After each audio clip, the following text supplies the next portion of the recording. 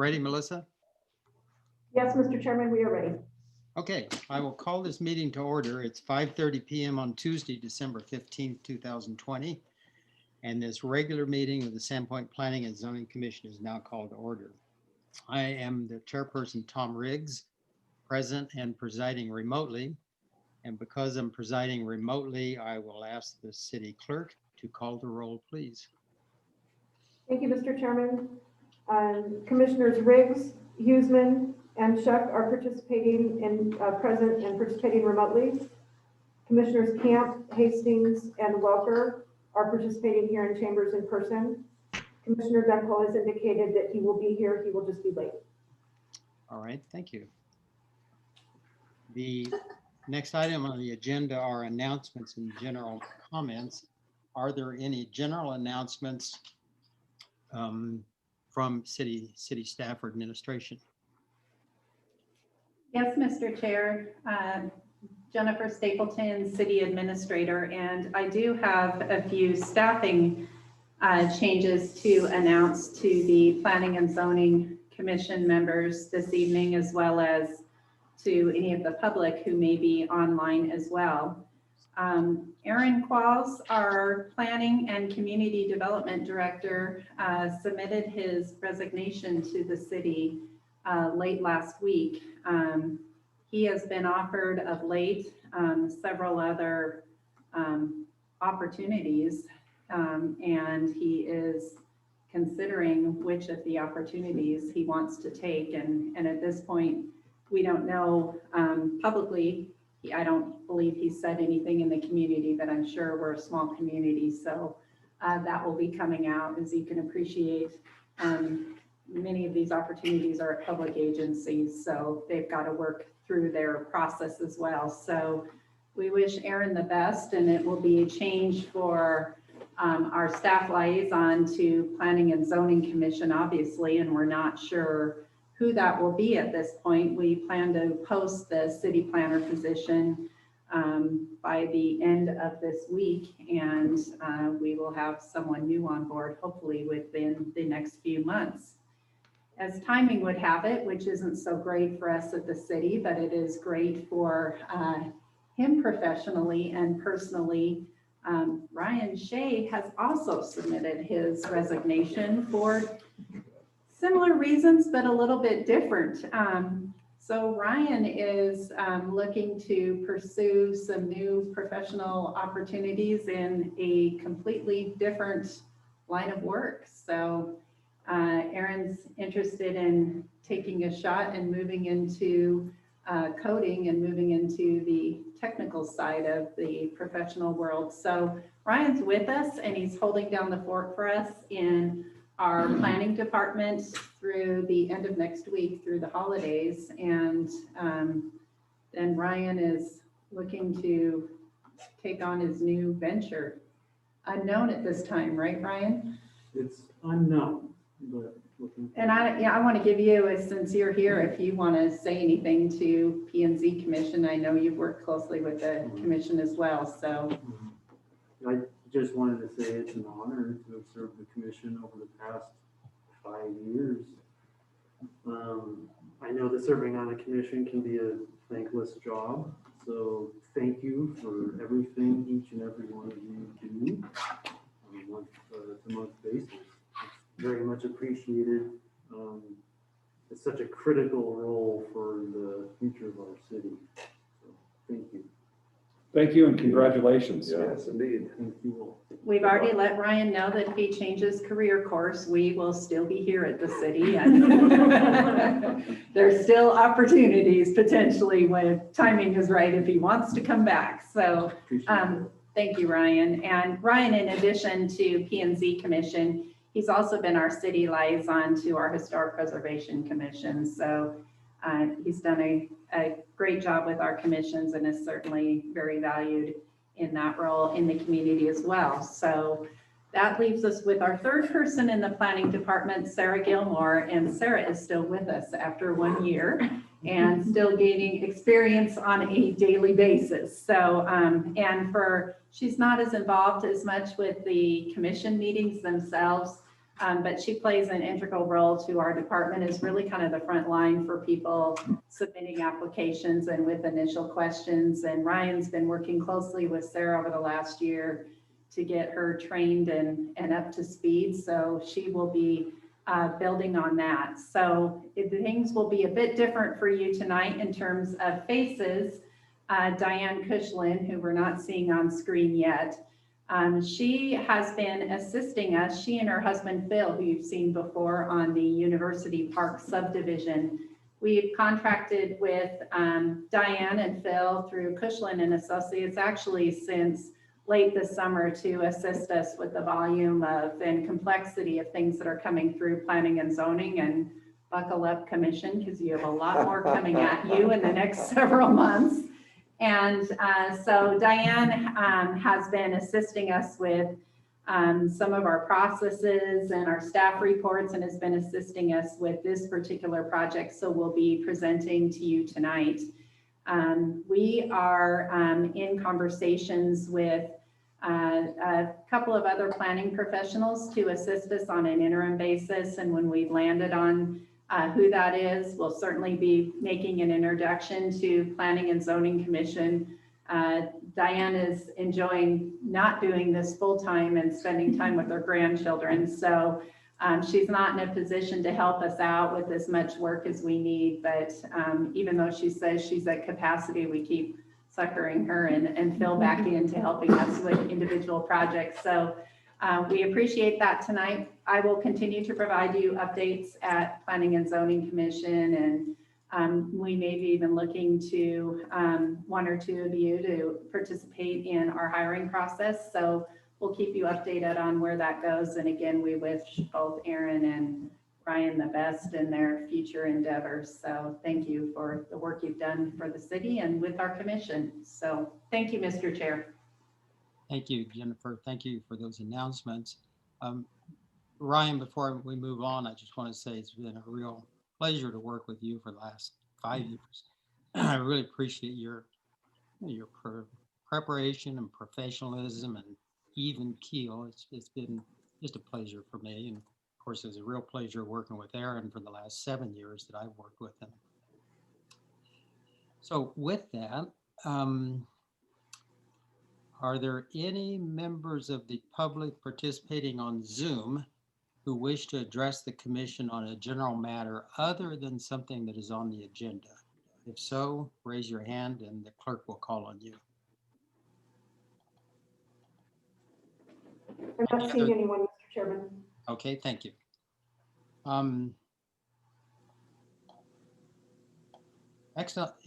Next on the agenda are the meeting minutes approval. This would be the meeting minutes from the meeting minutes from the commission's last meeting. Are there any corrections or additions or comments? And if not, is there a motion for approval of the minutes of the December 1st, 2020 regular meeting? Are there any additions or corrections or comments? And is there a motion? I move to accept the minutes as written. Thank you. We have a motion to approve the minutes. Is there a second? I'll second that. And we have a second. All those in favor? Aye. Aye. Aye. Aye. Are there any nays? Hearing none, the motion passes 6 with 1 absent.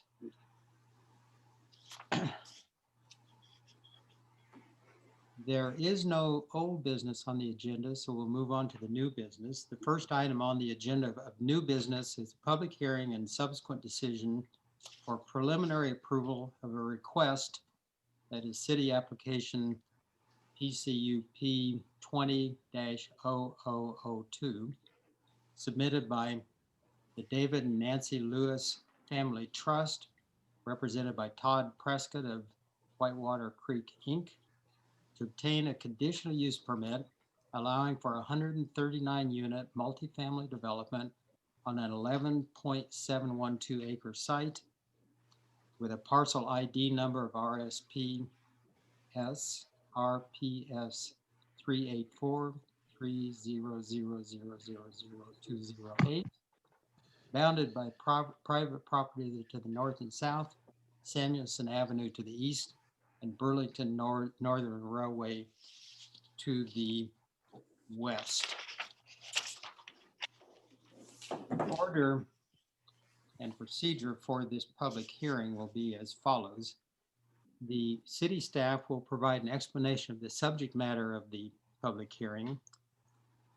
Then the applicant will make a presentation, and please note that commissioners should address their questions to the applicant at that time.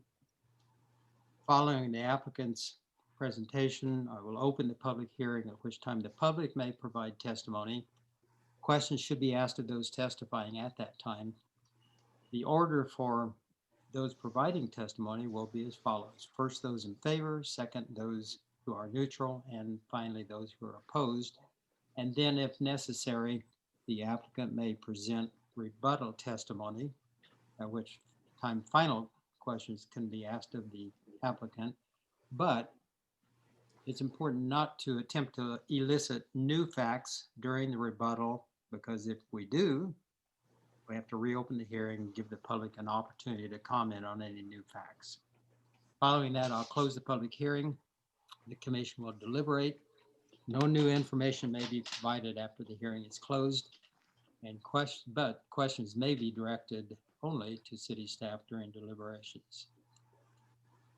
Before we proceed any further, I would ask for confirmation from each commissioners that you have had no ex parte, that is conflict outside of the hearing, ex parte contact or conflict of interest regarding this matter, this particular CUP request. I will start off by saying I have no contacts or conflicts myself.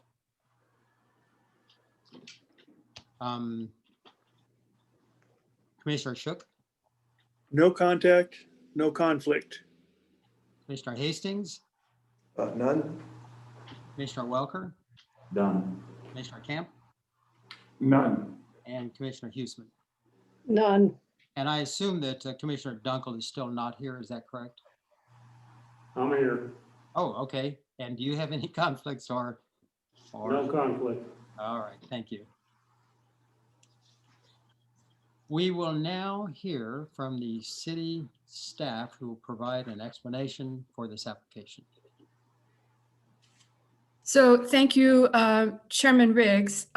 This is Diane Cushlan, and I've been asked to make the presentation tonight. Can everyone hear me and see the screen? Yep. Yes. Great. That's the biggest challenge of the evening.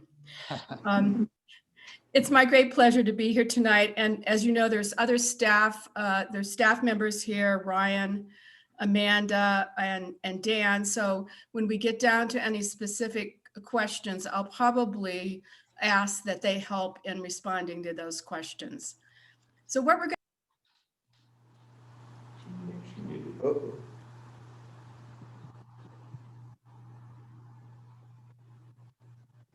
Diane, you're muted.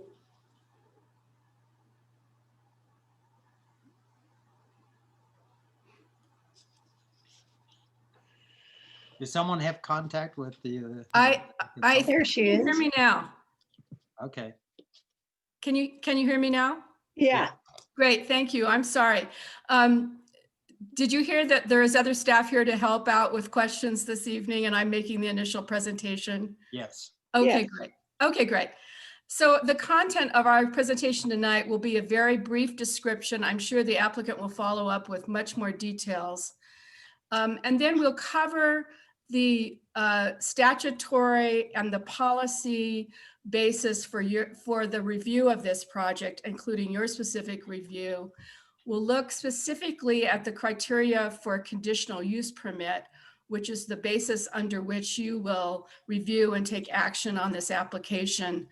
We'll outline the steps that have been gone through in the review of the project and the application process. We will show you what is the record to date on this application and what is the information that you should base your decision upon. And then we'll highlight the recommended conditions that have been made and some alternative motions that you may take at the end of the proceedings tonight.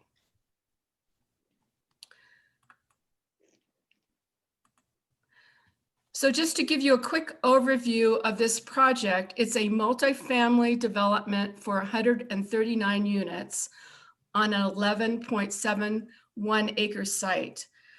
48 of these units would be for seniors, and they are shown in this dark blue portion of the map. They would be contained in 8 6-unit single-story structures. The remaining units would be for families. They would be in 5 different buildings, 4 buildings containing 20 units at 3 stories, and 1 building with 11 units, a 3-story building. And that's in the lighter portion of the map shown on this slide. The density overall is 11.87 units per acre. In addition, there's 2 community buildings, which are, if I can get rid of these signs, are shown here, and they are adjacent to the south access to Samuelson. There's also an additional access at this point right here. There are 225 parking spaces, including 177 surface spaces and 48 which are covered by carports. This site is vacant. There are some trees on the northern portion of the site, as you can see in the aerial. There are no designated wetlands on the site. It's been studied, and the Army Corps have determined that there are no wetlands. To the north is private property, which includes 2 multifamily developments on 11.86 acres and 110 units. To the east is vacant property, except for 1 single family home at this location. To the south is vacant property, and to the west is the city boundary and the railroad right-of-way. This property is zoned residential multifamily RM, as well as the property to the north and to the east. In addition, there is a mixed-use residential MUR shown in the light green here and to the south. And again, the city boundary is to the west. This location is designated as Context Area 3 on the city's comprehensive land use plan, as well as all the properties surrounding it except to the south and the southeast, which is Context Area 3B. So moving on to the basis for the review of this project, and there are a number of city code provisions as well as some important adopted policy documents that are governing how this project is reviewed. Certainly Title IX, Chapter 4, the zoning district regulations for residential multifamily includes standards for all development within that zone. These are the standard dimensional requirements related to setback and height and site coverage. In addition, in that district, there are site and design development standards for developments of 4 units or more, which this project would need to comply with, as well as the MR district requires that any projects over 8 units or more require a conditional use. So this is the reason on which that you are reviewing this project this evening. Title IX, the zoning code, also includes provisions for off-street parking and loading facilities that this project must comply with. There are other titles of city code that this project will comply with as it goes through the building permit process. That includes Title 8 for building regulations and Title 7 for public ways and property. And then Title 11, which includes the requirements for storm drainage and development impact fees. The two important policy documents that are reviewed for this project are the 2009 Urban Area Transportation Plan and the City of Sandpoint Comprehensive Plan.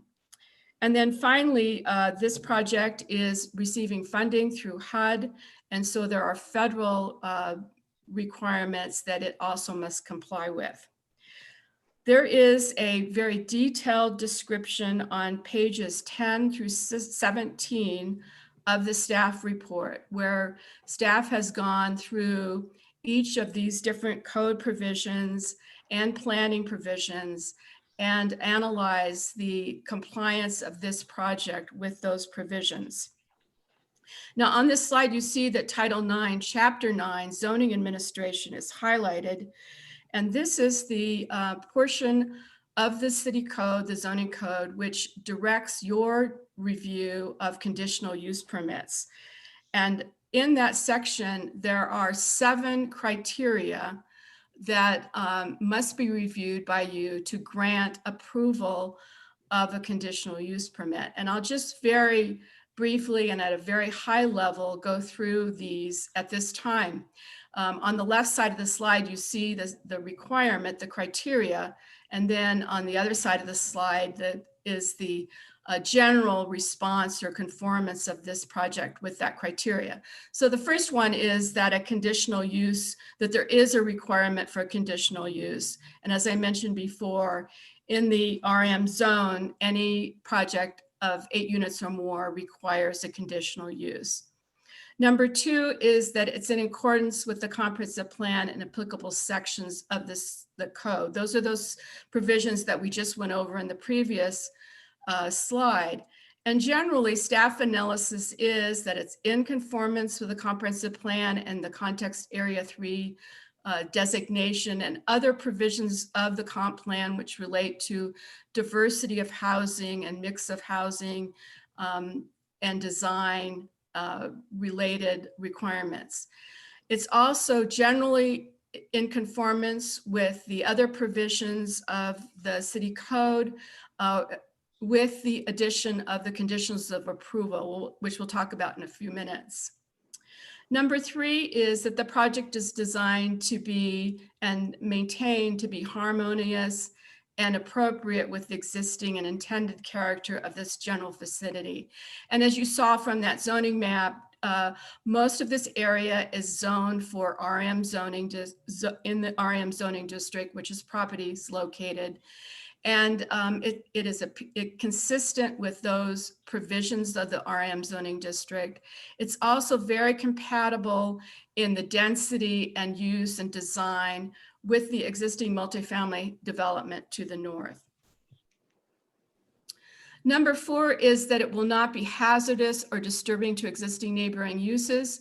Because it's of residential use, it doesn't emit any hazardous conditions, so it meets that criteria. 5 is that it will be served adequately by essential public services and utilities. This location is served by public utilities that were extended to the site in 2000. There is a condition of approval that requires that all utilities, including storm drainage and other city facilities such as streets, are built to city standards. There was a traffic analysis completed, which identified that unacceptable service levels will exist at Boyer and Mountain Road intersection in the future, which this project will contribute to that condition. And so there is a condition of approval that the project provide for a proportionate cost for a signalization at that intersection. And then finally, it will be subject to the city's development impact fee requirements to provide for the costs for additional public services generated by the project. Number 6 is that the project will not create excessive additional requirements of public costs for public services and utilities. A number of those points I just made respond to that criteria. In addition, there's a short-term benefit to the local economy by the provision of jobs that related to the construction of the project, and that it has a long-term benefit in providing a diversity of housing types and costs that will serve a range of income levels. Certainly, Sandpoint is like all other communities in this country, which is struggling for a provision of a diversity of housing that people can afford. I said a lie, there's 9 criteria, not 7, so we'll go through the last 3 here. Number 7 is that it will not involve uses or operation that will be detrimental in terms of traffic, smoke, noise, fume, glare, or odors. And again, because of its residential character, it would not have any of these negative impacts. Number 8, that we'll have vehicular approaches to the property, which will be designed so as not to create an interference with traffic on surrounding public roads.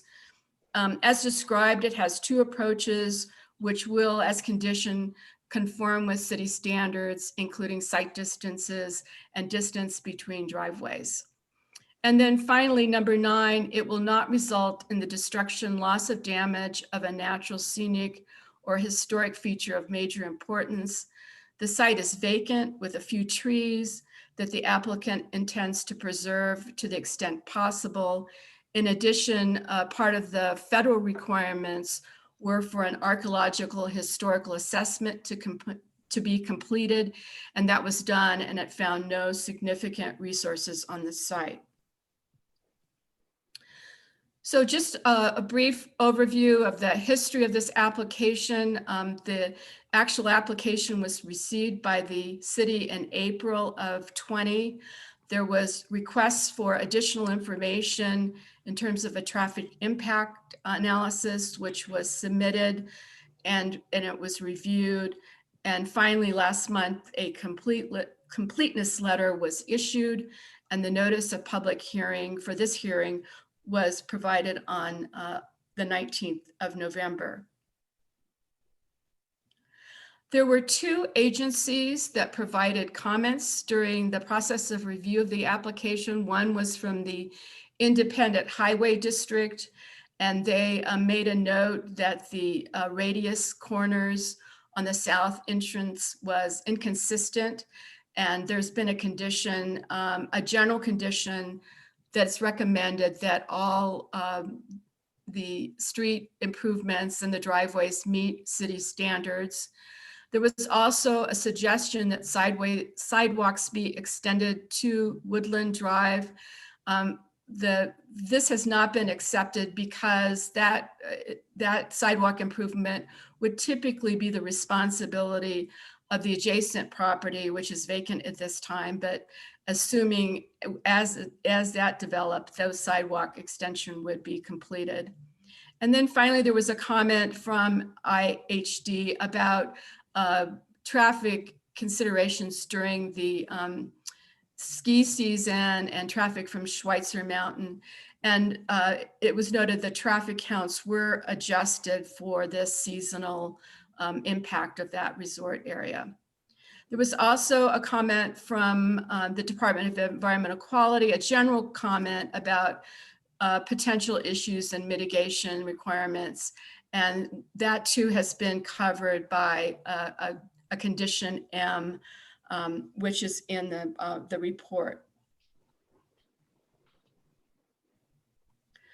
So the application record for this to date includes the staff report analysis, the completed application, and the analysis from staff, which finds the project is substantially compliant with city code standards and the adopted plans, including the comprehensive plan.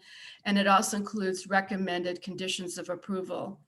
In addition, the record includes those attachments which are listed on the right side of this slide.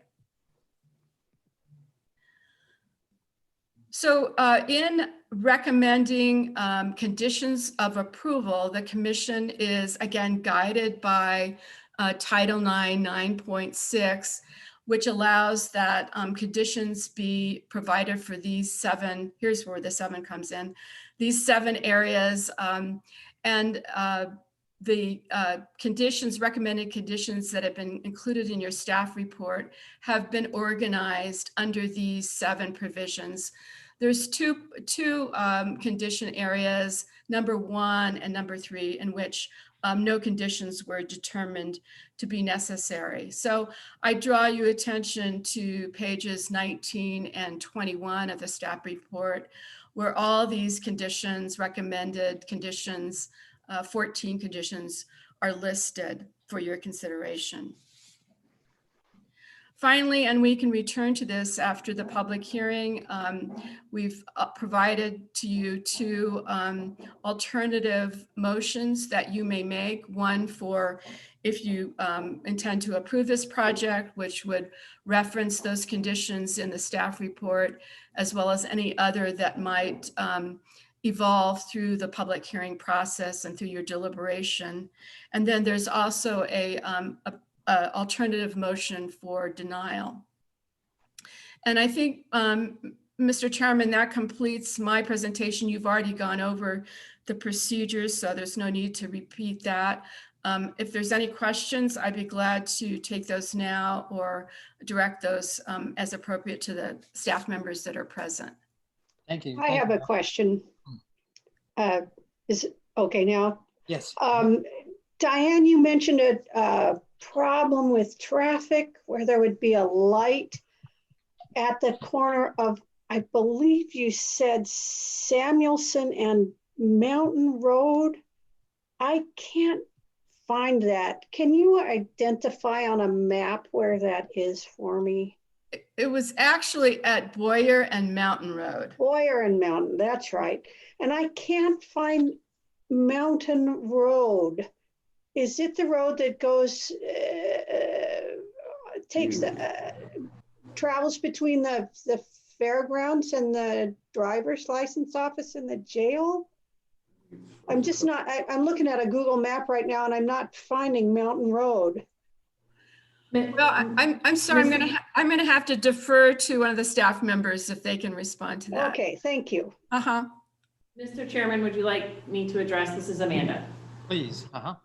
I apologize for the confusion. The location is Baldy Mountain Road Ah, okay.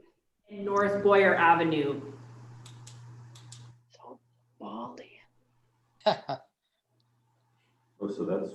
It's way south of the project. Not shown Right, on the- right. So it's,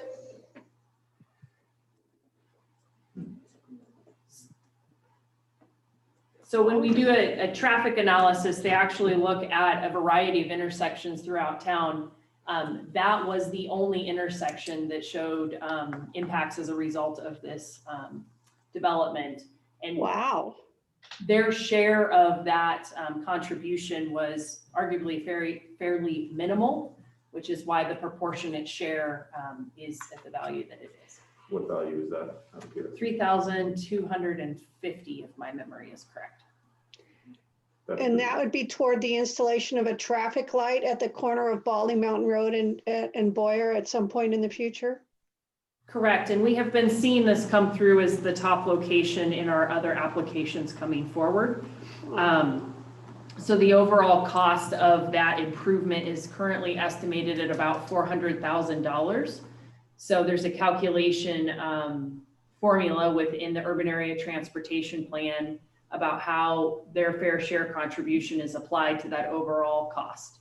And their traffic engineers provided a memo, which is in your attachments at the very end of a very long traffic analysis that justifies that calculation. Thank you. 1% basically. Does that answer your question, Kate? Yeah, it does. Thank you, Chairman Riggs. Other questions? I have a question on the traffic analysis thing. Would this be the time or later on? No, it's fine. My question is, are they assuming the traffic is going to be taking Schweitzer cutoff and then coming in? Because I know if I was living in this place, I would take Great Northern, and I was more worried about the intersection of Baldy Mountain and Great Northern.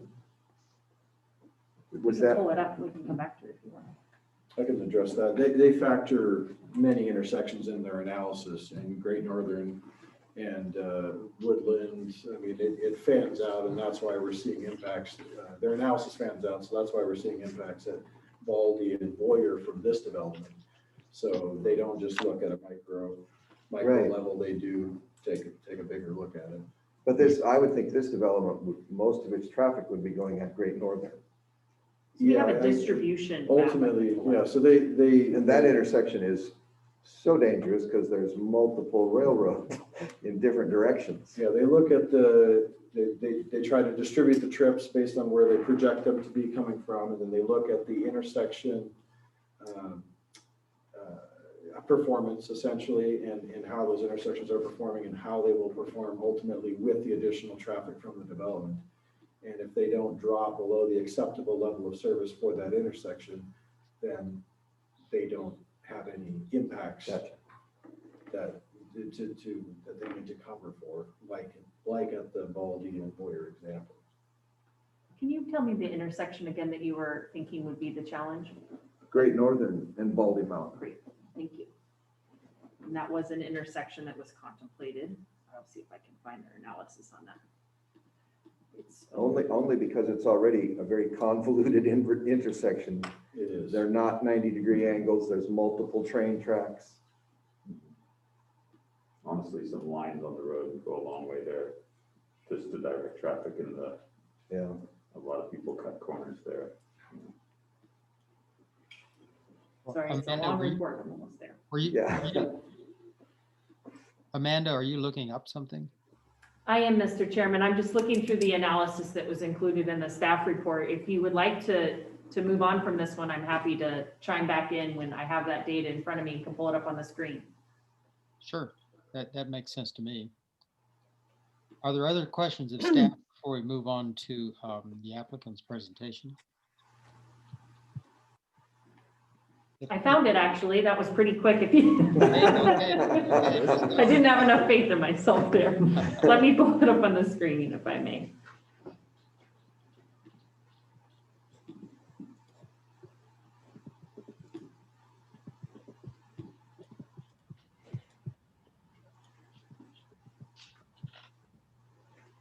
Okay.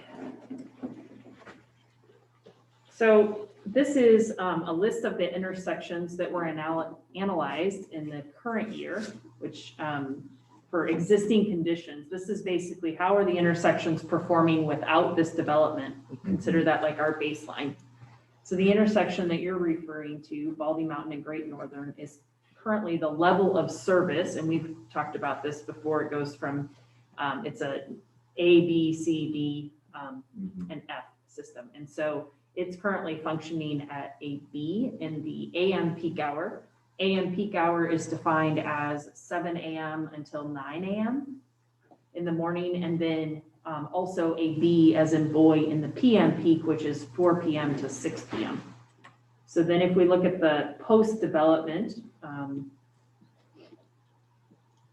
and these actually show the distribution at the various intersections, how many vehicles eastbound, westbound, northbound, and southbound are anticipated. I'm not going to get into the weeds of that at this point. Here is that distribution map. So what's kind of interesting, if you look at Baldy Mountain and Great Northern, they're showing, this is, again, current conditions today, the numbers and the different directions that they're going of flow. Can you see that under B? Yep.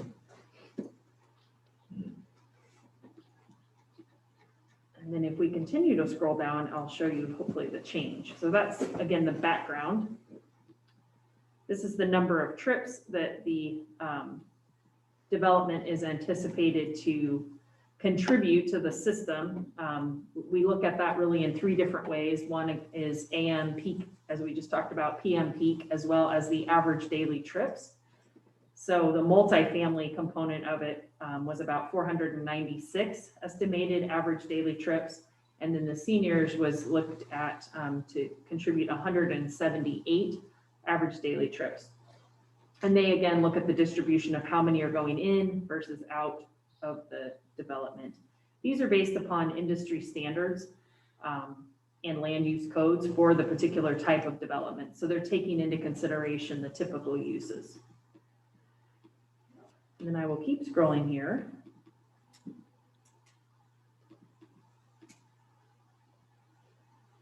So this is the morning time, and how many trips are anticipated at that particular intersection you're looking at is pretty minimal. We'll get to the chart where it tells us the level of service here in a second. Would you slide that down a little bit to see where they're exiting the new development? So it says only 35% will be west. I would question those numbers. But I'm going to go ahead and scroll Yeah. down. So I will say, for whatever it is or isn't worth, we have our independent consultant, a traffic engineer, Fair and Pierce. We contract with them because they're truly the experts on traffic, not as much Dan and I. Mhm. We barely dabble in it, I would say. And they did a detailed analysis of this and found that their analysis was consistent with industry practice and didn't have any concerns as far as their distribution allocation. But I will show you that, just to answer your question of how does this really affect that intersection. So this is the 2025 level of service. So in 5 years with this development, we're anticipating that that intersection at Baldy and Great Northern remains at a B as in boy. So basically they're finding that or anticipating it would have minimal impact on that intersection. And this goes back to why Baldy Mountain and North Boyer are resulting in a proposed condition for a fair share contribution, because that level of service is impacted. It's functioning in a level of F by 2020. So I assume that takes into account University Place as well. So the other developments that are in the pipeline, or is that just from this development that it drops down to an F? that's a really good and complicated question to answer. It takes in the overall projected growth of our community. That growth is factored in a manner that includes the anticipated development based upon the city's analysis. Typically in transportation analysis, they do not account for speculative developments. So at the time of this analysis, the University Park was not actually approved, as where at this time we would take into consideration that specific development. When this was contemplated, it was more based upon an overarching anticipated growth for our region. So that did include an anticipated amount of development for University Park, just not the specific development, if that helps clarify. Or Dan, did you want to add anything to that? No, I think you covered it well. I guess the only thing I'd add is you may recall the university development also contributed a fair share at this location. So in that sense, they're both contributing to the overall projection for this location So and the ultimate solution. Does the city have plans to put a stoplight at that intersection then? Is that where this fair share contribution is going to go towards that from any developments that are impacting that? That's correct. Can I ask another question? I drive GN Road almost daily going up to Schweitzer, and I don't know if this is the city's business or Great Northern's or Bonner County, but the railroad crossing there has no gate. Is there any plan for safety now that we're going to have hundreds of new residents living literally feet from that railroad crossing to put a railroad Gate. gate there? So good question. Are you specifically talking about Woodland? Woodland and GN Road, yeah. Yes. So at that location, long story short, the state of Idaho, ITD, actually is responsible for managing the crossings throughout the state with all railroads.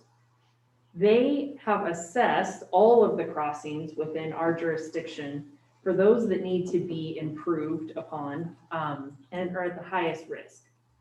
The one that rose to the top was, I say ironically because it's since changed, was Mountain View Drive to the south of that intersection and Great Northern. We had conversations about a year ago with ITD and the railroad and encouraged them to take a look at our latest traffic counts as well as more recent incident history. And you're, in short, you're spot on. that location at Woodland and Great Northern is the highest risk in that corridor and has had the most issues. So this coming year, ITD is budgeting to put in, when I say this year, I mean 2021, gates at Mountain View and Great Northern. And we anticipate in the following year that we will have gates at Woodland and Great Northern. Okay. I think that had we provided, had the railroad and ITD had the data in advance, it was just a matter of timing of when we had our traffic data available as to when they allocated for their projects. We probably would have seen a design come forward for Woodland before Mountain View, but because of the timing of the data, it's Mountain View and Woodland now. Okay. All right. Any other questions of this staff or consultant before we move on? I think the only question I have right now is this is substantially conforming language. If I could get kind of a definition on that, the city's point of view. Well, Diane, would you respond to that or would someone else? Yeah, I think if you look at that table, you'll see that all the provisions in the code, there's a determination of conforming or substantially conforming. And those provisions that are substantially conforming are ones that if you look through the conditions, this project's going to go through a number of stages from here on out, including building permit and meeting public works and site design. And it's expected that through those application of those requirements further on, it will be conforming. So I think that's generally what the intent is. Does that help, Slate? Yes. Okay. Well, thank you, Diane. That was a good summary and a good staff report. And I particularly like the paragraphs titled staff analysis that are scattered throughout the report. I think that's very helpful. So if there's nothing else on this portion, we will move to the applicant's presentation. And I would remind the commissioners that they should address their questions. Any questions you have of the applicant, address it to the applicant while the applicant is at the microphone. So calling on the applicant. Good evening, commissioners. My name is Todd Prescott. We are the applicant. We've done a number of complexes in Sandpoint over the years. We've worked with the city for close to 20 years. We've been very successful in bringing workforce housing to the area. The architects that we have on our project, every one of the projects we've done here in the Panhandle is the same architectural firm that we've used for the last 25 years. One of the principal engineers is bumped around to a couple of firms, but it's the same engineering firm. So we've spent a lot of time in the community. We're based out of Hayden. We have holdings up on Schweitzer. So we have a lot of holdings in the community. We also own the complex that is just to the north of this application. We actually built Samuelson Road and deeded it back to the city. I think it was mid-2000s. So we brought in the sewer and the water at our cost. We paved the road at our cost, and it was deeded back to the city. And when we did that years ago, we had always envisioned purchasing more property from the Lewis Family Trust to actually build more units. We didn't think it would take this long to get to it, but here we are. So that infrastructure was put in a while back, and it was, we had planned on doing this over the past 10 or 15 years. A couple of the other sites that we own, we have developed and closely worked with the city with planning and zoning, developed all the residential that's right behind Super One. Those particular complexes, I believe we paid in a substantial fee toward the roundabout that's at Schweitzer Cutoff in Boyer. So the fees that we would be paying toward the intersection that you guys were just talking about in the traffic study will support any of those impacts. So we are familiar with the site. We are familiar with the infrastructure. We're very familiar and we work well with the city through the process of this conditional use as well as the permit process. The staff report was very, very detailed. We're very, very advanced. Normally when we do conditional uses, we wouldn't go as far and as deep as what we've done with this. We've got all the environmental reports, the traffic report that you guys were just looking at, extensive traffic report. Normally we don't go into that much detail, but this is now an asset of the city, is that particular traffic study that they can add it to all of their data for the city. So the type of complexes that we build are workforce housing complexes. And it was stated earlier that we have, that HUD is involved in this. There's a very, very small slice of HUD funds. I believe it's in the senior complex that is in this conditional use. The rest of this is funded by state tax credits and federal tax exempt bonds. We compete for those on a statewide basis. All of the workforce housing that we've done over the last 25 years, these are where the funds come from. What this does is we get awarded the tax credits or the tax exempt bonds. We syndicate those off to free enterprise, which would be Verizon or large insurance companies that need tax benefits, and they come in as a partner on the project. So there's free enterprise involved in this. 98% of this is all free enterprise generated dollars to fund this. A very small slice of this is the HUD funds itself.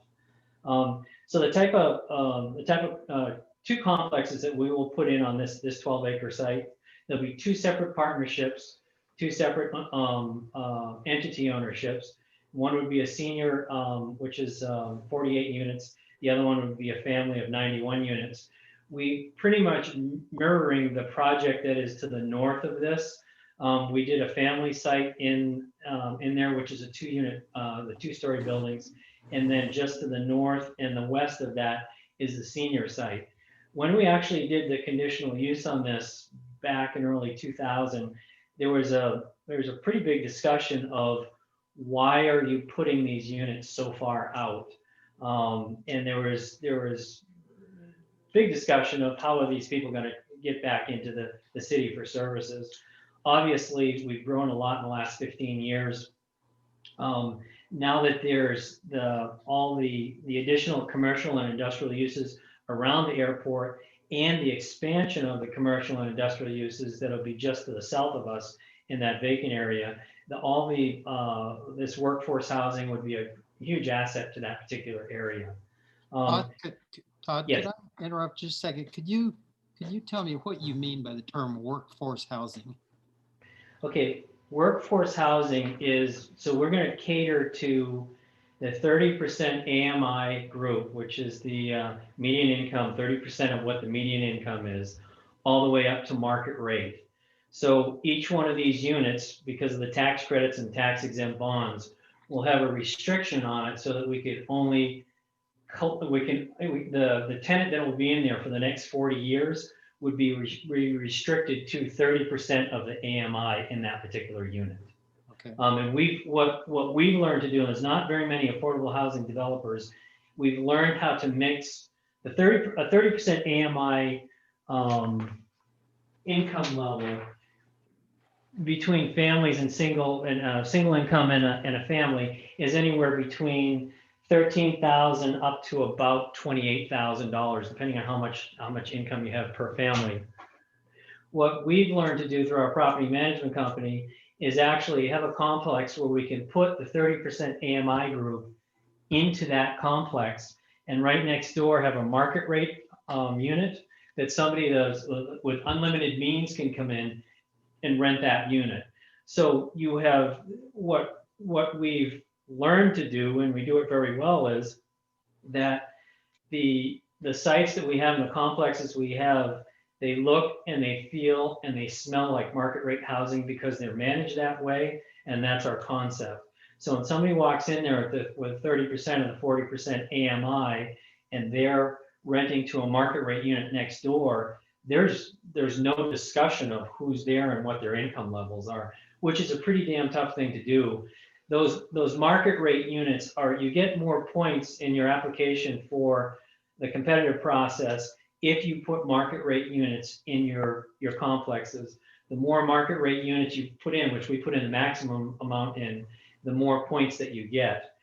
But on the other hand, from a cash flow and from an accounting basis, those market rate units, which we only have 5 or 6 market rate units in these complexes that we're talking about tonight, those 5 or 6 units carry the day on your balance sheet. So you can't afford to have these vacant because the rents are much higher than the restricted rents. So you obviously have to cater to the high end of the scale as well as cater to the 30% units. So it's a science. We've learned how to do it. We do it very well. And inside of those, when you say workforce housing, so we're catering to these complexes to the 30%, the 40, the 45, the 50s, the 60s, and then we jump up to market rate.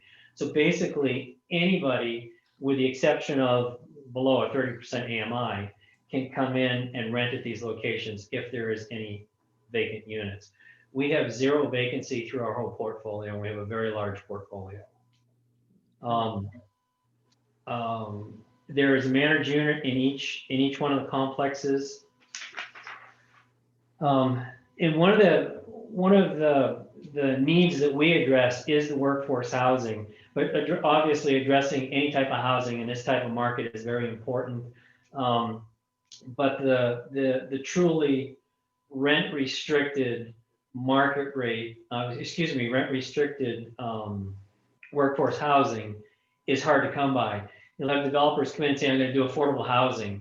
Well, it's got to do with either the sales price of the house, and maybe by the time they're done with the project, the units went from $175,000 a copy to $275 because of cost. The rents that are plugged into this, when we went and got our tax credit and bonds allocated, they stay with this project to the end of it, and it's in proportion to the to the income level. And it's deed restricted, meaning that if for some reason or other we go away at some point, which we don't because we're owner developers, whoever comes in and would purchase the complex, they still have to stay with those rents. So we truly are workforce housing that is rent restricted. And the deep need, and I have not been privy to any of the housing studies or the workforce housing studies in the Sandpoint area, but I know in the Coeur d'Alene, Hayden area down here, the need is just embarrassing. We could build all day long for the next 10 years and still not meet the need. So this housing is in need. These will be leased up in a very, very short period of time once we hit the market. The type of units that we're putting in here, the family side is a 3-story product. The unit sizes are from 600 feet up to close to 1,300 feet per unit, the one bedroom up to the 3-bedroom. We by far, even compared to market rate units, are the largest units per bedroom size in the market. Hands down, everybody's unit across the boards. There's storage that come with the units, balconies, washer and dryer hookups, community centers in each one of the community center locations with the complexes. The entranceways that come into the complex will have a reciprocating use agreement with both complexes. They'll all be taken care of with the management company. And I think everything in the conditional use, the conditional use process that Sandpoint has is very thorough. We made it a point to sit down with planning and zoning prior to filling out the final applications on our architectural and on our engineering side to really get and understand what was needed. And I think we were very, very thorough with what we've got. Anything that is not dead center on obviously will come up in through the other approval processes, which you talked about earlier, which would be through the site plan process or through the permit process. So if there's any questions, that's where all those decisions get made at that level. Other than that, that's it. But like I say, this has been in the planning for many, many years. And it's amazing that we actually got this over the goal line during the time that we're in right now. Obviously, I never thought we'd be sitting here doing a Zoom call to do a conditional use permit with the city of Sandpoint. This is absolutely crazy. But we're ready to go. I believe, I was talking with Sarah, our lead architect. I believe we've already submitted for building permits this week. We're waiting for the fees to come back. Just another note, it's very, very challenging to construct and build apartments in the Sandpoint area. Number one is the fees that the city charge. I think the last time that we picked up permits for our 3 of the complexes behind Super One, I think we walked into the city with $1.2 million to pick up our permits. And so you take those fees, which we're not contesting because obviously it's infrastructure fees for future use, but you take those fees along with the actual site conditions in the Sandpoint area with the glacier clays, and it sort of priced the project right out of the market. We worked hard to keep the project cost down to make this happen. And I think we can cost contain this as we move forward. I don't think, if there's any questions, feel free to jump in. I think that's pretty much between the staff presentation and this presentation. I think we've pretty much covered everything if you've got any questions. Okay, I think we'll just go down the line and see if commissioners do have questions. Commissioner Dunkel, do you have questions? Not at this time. Commissioner Shook, No questions at this time. Commissioner Hastings, No, I'm good. Jason Walker, No questions. Slate? I have one question. Understanding that the Milltown property is managed by your organization, is it the same business model that will be used on this proposed new business model meaning? as you described for the 28,000 or 30%, is that a higher number for Milltown, is a lower number for Milltown, or is it the same for the people? The that higher number. Milltown has USDA. We were asked to do Milltown by USDA in Boise. Those are the majority of those tenants, or we have to make preference to certificate holders. So there's a deeper rent skew at Milltown. And so the answer to your question is it'll be the same business model, the higher income levels at these 2 complexes. And I don't believe, I'm not sure, we may have 1 or 2 market rate units in Milltown, I'm not sure, but with the USDA restrictions on it, I think it was tough to get the market rate in. The ones across the street have a fairly good amount of market rate units in them. Okay, thank you. Thanks, Slate. Kate Huseman, do you have any questions? No questions. Well, gosh, all right. Thank you, Mr. Prescott.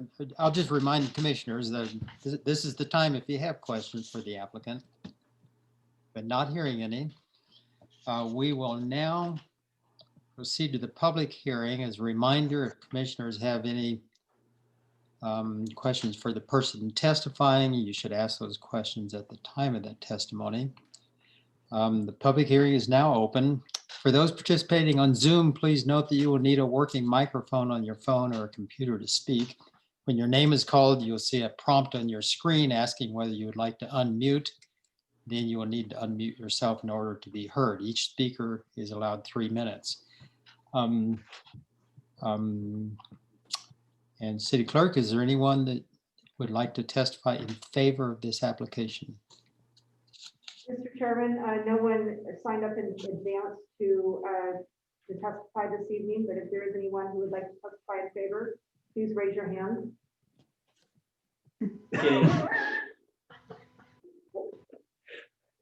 Would that be a no? I'm not seeing anyone, Mr. Chairman. Okay, how about, is there anyone who would like to testify who is neutral regarding this application? No one, Mr. Chairman. And is there anyone who is opposed to the application who would like to testify at this time? And I'm not seeing anyone, Mr. Chairman. All right. Is there anyone else out there in person or in cyberland who would like to speak? Do commissioners have any? No? No, sir. Do commissioners have any additional questions before I close the hearing? And since there were no other questions or testimony, I presume the applicant does not need to offer any rebuttal testimony. Would that be correct? I'm good. Good. Okay. Well, with that, then I think we are at the point of closing the public hearing, unless I heard objection to that. At this time, the commission will, I will close the public hearing and the commission will now deliberate. Again, no new information may be provided from here on out. Questions may be directed only to city staff during the deliberation. The staff report does include suggested motion language, and that is at pages 22, 23, suggested language for approval or for denial. And of course, there are also the staff suggested conditions, draft conditions that are set forth at page 19 and following pages. So with that, anybody want to? Well, I guess since half of us are not there, I'll do this by the book again and go down the line. Commissioner Dunkel, do you have any comments to make under deliberation? Only comment I have is, I think the plan is something that the Sandpoint area needs as far as affordable housing. I think this is what it looks like. You know, the other projects that the developer has done, or the applicant has done, have been successful, and that helps me say that I'm in favor of this happening. And that's all I have. Great. Commissioner Shook. May I ask a question of the city engineer? Yes. Is there any plan in the next year or two to improve or rebuild Great Northern Road from Woodland to Baldy? We are working actively on a preliminary concept for that right now, including cost estimate. So we're anticipating at this point, early 21, having essentially concept, 35% plans and cost estimate to start looking at phasing and developing next steps for that. The Northern Urban Renewal dollars are set aside for Great Northern. So in terms of construction schedule, sequencing, all that's yet to be determined, but it is actively being worked on right now. Would it be fair to guess that sometime within the next 2 to 4 years? Yeah, absolutely. Getting started out there for sure. Thank you. Okay, Commissioner Hastings, any questions and any comments? I mean, Questions again, I suppose, for city staff, and you know, looking at the numbers, generating 700 new trips up almost, and I'm getting back to the same point I made before. If you're coming out of Samuelson Drive and the traffic study is saying 65% are going to take a left, in my opinion, 65% will be taking a right. And if they do that, they're going to be coming to this other intersection, because that is a quicker way into town, although it depends on your destination. If you're trying to get on the byway to head to points further south, then obviously that's not the case. But into Sandpoint, most will go the other way. I think you guys have your thumb on that pulse better than I do. And then the other part of that would be, if that were the case, and there was those extra trips heading towards the intersection of Great Northern and Baldy Mountain, the improvements you're talking about, would they be eliminating any of the concerns I have? I would assume so. I mean, we don't know what that concept is going to look like, or what the redesign of. But it would include that intersection too, not just. It would include that intersection. So I would say most likely, you know, the geometry of that intersection would change. That is something we're looking at. It is a concern. Absolutely, you bring that up. I think the other point to look at is the level of service of that intersection, and the baseline is a B. It performs very highly. Even flipping that from 35 to 65 with these types of counts, it's unlikely to bring that down to an F, where then we would be triggering improvements by this developer. So, you know, it's certainly relevant in the scheme of things, but probably not relevant in the sense of fair share costs or that sort of thing. And would, and just also out of curiosity, at the intersection where we are talking about making improvements and some fair share, because of the railroad tracks being so close to that, is that why light a signal instead of roundabout? Was roundabout ever considered or not in this Are you talking particular? about at Boyer and Baldy? Yes. Yes. Yeah, that was something that was mentioned. It was a proposed solution, but yeah, that gets to be pretty complex, as you can imagine, with the railroad right tracks there. right there. I'm not really sure that I've ever seen something like that. It may exist somewhere, but yeah, the traffic signal seemed to be the low-hanging fruit. But even still, the traffic signal with coordination with the railroad, because as that railroad, as the train's approaching, those signals have to go all red, right? So there's more complexity than just a standard traffic signal as well. Okay. Okay, thanks, Dan. Commissioner Welker, comments? No, I'm really impressed with this project. This is exactly what Sandpoint needs. I think the developers have done great work in our community, and I'm really excited to see this go in. Great. Commissioner Camp? All I have is, it was a great presentation. Again, to follow up the other comments, it is exactly what Sandpoint needs, and we do appreciate the thoughts and concerns for the citizens of it, being an out-of-towner. Okay. And Commissioner Huesman? I just have one question, I think, for the clerk. Were there any other written public comments other than the ones that were attached to the documentation available online? Commissioner Huesman, no, there were no others. Okay. Yeah, my feelings reflect those of the other commissioners. I think this is a great project. We really need it. Great. Okay, I don't have any further comments myself, so I will ask if someone is ready to make a motion, please.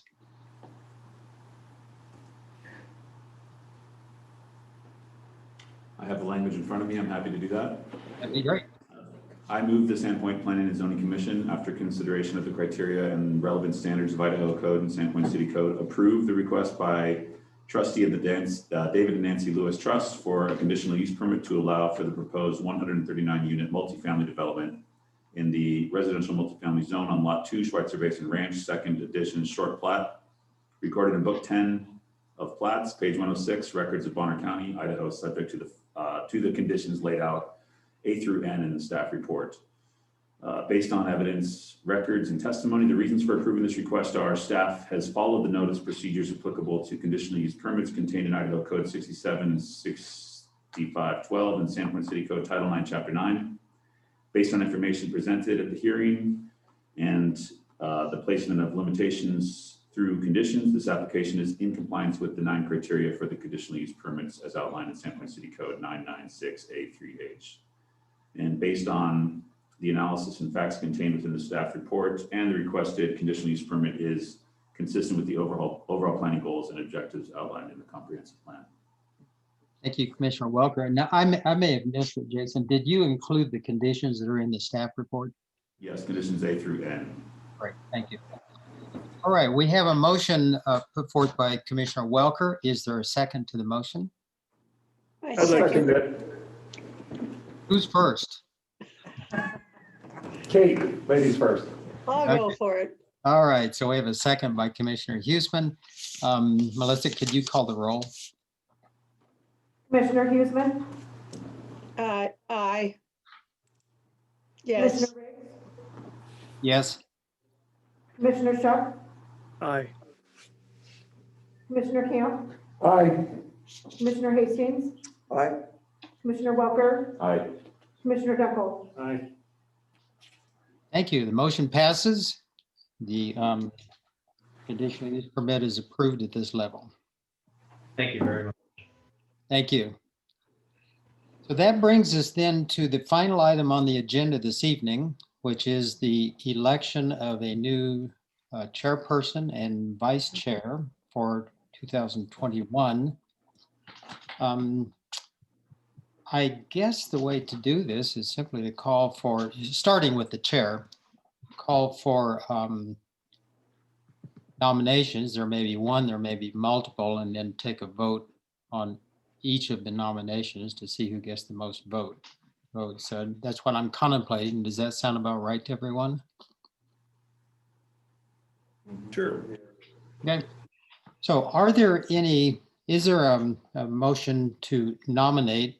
Are there any nominations for the chair? I'd like to make a nomination All right. of Jason Welker. So we have a nomination of Jason Welker to be the chairperson. Is there a second to that nomination? I'll second that. And that was Commissioner Shook. Yes. Thank you. So before we act on that, let me ask, are there any other nominations for chair? I was gonna nominate Kate. Good luck.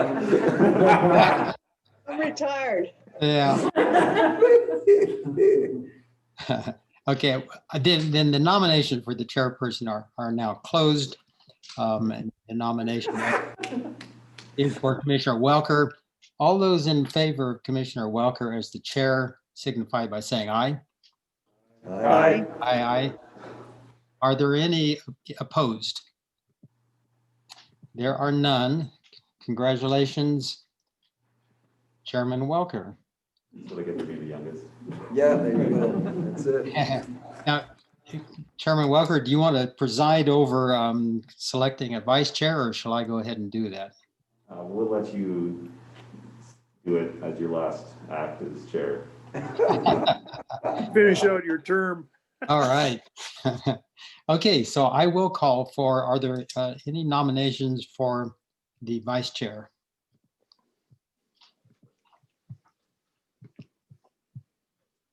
I'll make a nomination if I can. Sure. How about John Hastings? Oh, man. Well, we need you to show up more. Second that.